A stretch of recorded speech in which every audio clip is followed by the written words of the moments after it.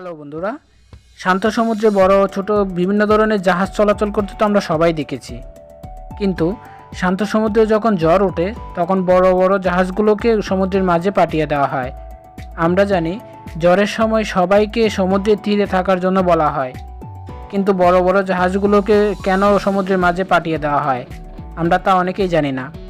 তাই অন্য জলের নতুন এপিসোডে আমরা তা জানার চেষ্টা করব। চলুন তাহলে ভিডিওটি শুরু করা যাক। প্রকৃতির বিশাল সৌন্দর্য আমরা প্রতিনিয়ত উপভোগ করে থাকি।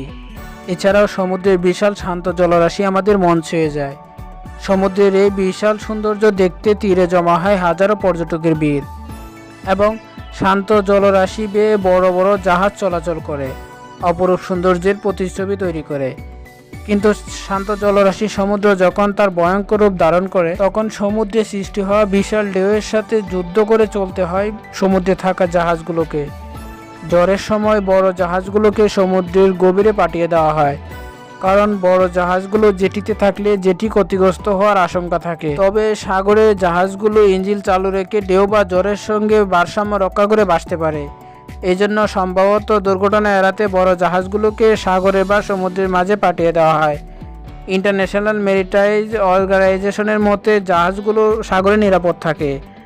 সুপার সাইক্লোন বা হ্যাভিং টু হলে সাগরের জাহাজ ঢেউয়ের সঙ্গে পাল্লা দিয়ে চলতে পারে। ঢেউ চলে গিয়ে যাওয়ার পর পানিতে আছড়ে পড়বে, কিন্তু ডুবে যাবে না।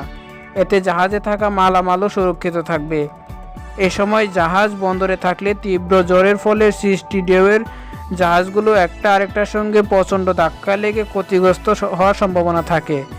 এতে বন্দরে জ্বালানি রাখার স্থান ক্ষতিগ্রস্ত হলে বড় ধরনের বিপদের আশঙ্কা তৈরি হয় এবং বহু মানুষের প্রাণহানি হওয়ার সম্ভাবনাও হতে পারে। এছাড়াও 2017 সালে চট্টগ্রামের আনোয়ারা সৈকতে ক্রিস্টাল গোল্ড নামে একটি জাহাজ আটকা পড়ে। পরবর্তীতে সেটিকে আর সমুদ্রে নেওয়া সম্ভব হয়নি।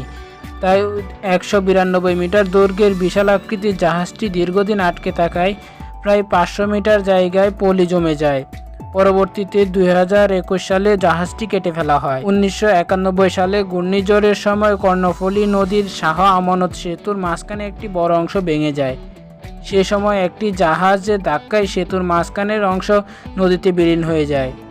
এই ঘটনার পর থেকে বাংলাদেশের সমুদ্রে জাহাজ পাঠানোর নিয়মটি কঠোরভাবে পালন করা হয়।